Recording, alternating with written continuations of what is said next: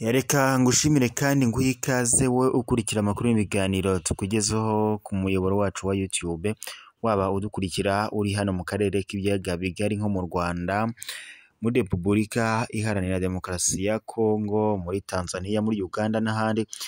Reka nguhe ikaze mu makuru yacu kandi nizere ko umeze neza. Reka rero twihute cyane tunyarukire mu makuru ari kuvugwa hano mu karere k'ibiyaga bigari, maze tuyahere mu Burundi. Mu Burundi biri kuvugwa ko Burundi bwaba buri kwitwaza u Rwanda ku kibazo cy'impunzi zabwo.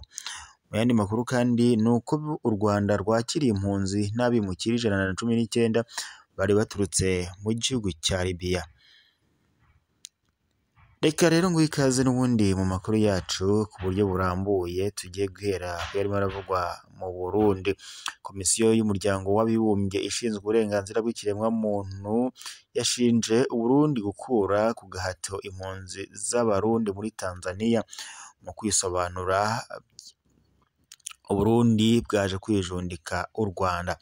Intumwa yihariye y'iyi komisiyo Fortune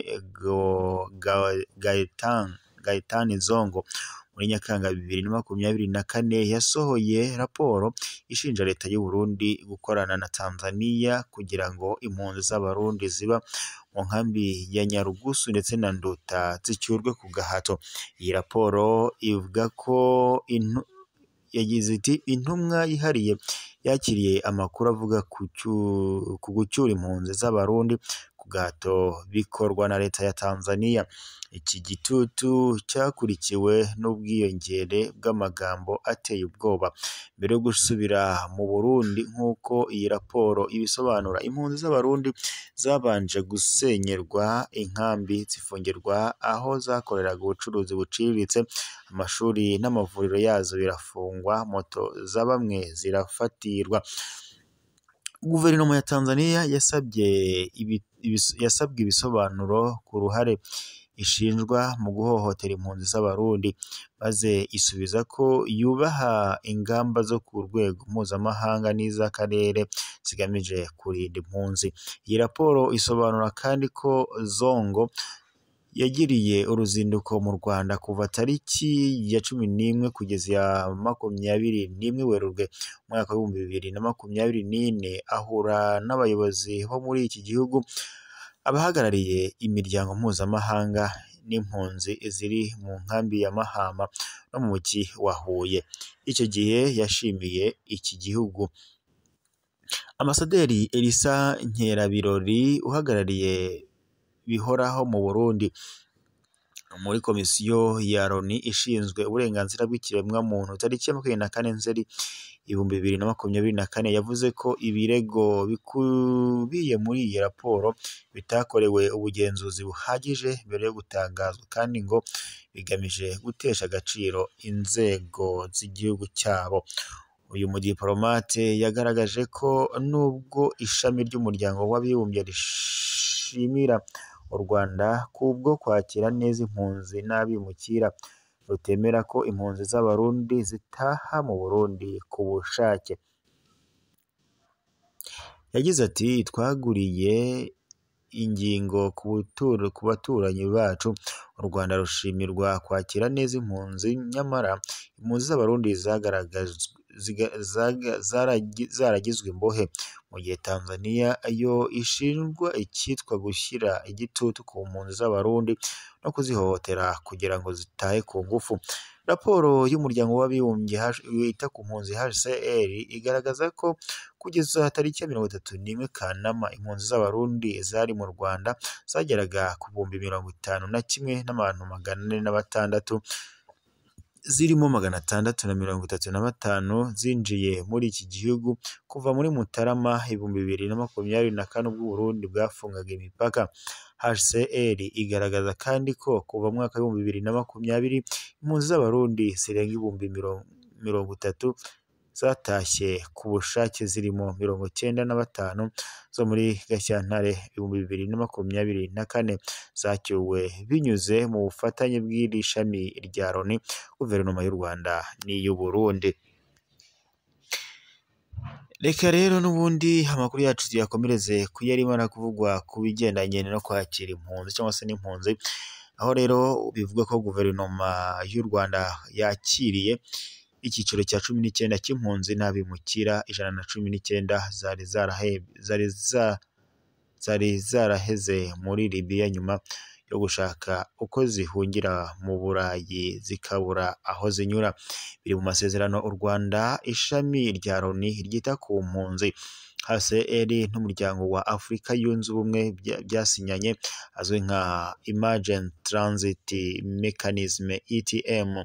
ETM ni gahunda ya HCR igamije gushakira impunzi ziba zaraheze muri Libya aho zaba by'agateganyo mu gihe zigishakirwa uburyo burambye zafashwamo. Muri icyo cyiciro cya 19 abakiriwe barimo 41 bo muri Sudani, 36 bo muri Eritrea, 12 bo muri Somalia, 17 bo muri Ethiopia ndetse na 13 bo muri Sudani y'Amajyepfo. Bageze ku kibuga cy'indege mpuzamahanga cya Kigali ku mugoroba wo kuwa 26 Nzeri umwaka wa 2024. Umunyamabanga uhoraho muri Minisiteri y'Ubutabazi Minema Habishuti Philippe yavuze ko bijyanye n'uko amasezerano yo kwakira izo mpunzi yongereweho imyaka 2 bazakomeza kubakira uko ubushobozi bugenda buboneka ari nako bafashwa kubona ibisubizo birambye. Habishuti yongeye gushimangira ko u Rwanda rutekanye, ashimangira kandi ko ariyo mpamvu amasezerano yongerwa. Umuyobozi wa HCR mu Rwanda Ndeye Aissatou Maseki Ndiaye yavuze ko bose bazaganirizwa kugira ngo harebwe ibisubizo bibereye buri muntu, byaba gushakirwa igihugu cyangwa cya gatatu, kuguma mu Rwanda cyangwa gusubira iwabo mu gihe ibyo bahunze byaba byarakemutse. Ambasaderi wa ONU mu Rwanda Belen Calvo Uyala yavuze ko bishimira kubona iyo gahunda imaze gutanga ibisubizo, impunzi zikongera kugira icyizere cy'ubuzima. Impunzi zakiriwe mu cyiciro cya 19 zajyanywe mu nkambi y'agateganyo ya Gashora iherereye mu karere ka Bugesera, ari naho bazacumbikirwa kuva mu mwaka wa 2019. Amasezerano ya ETM yasinywa impunzi n'abimukira zirenga 2400 nizo zakiriwe muri iyi gahunda, ndetse impunzi 1835 zamaze kubona ibihugu bya gatatu byo kubamo burundu.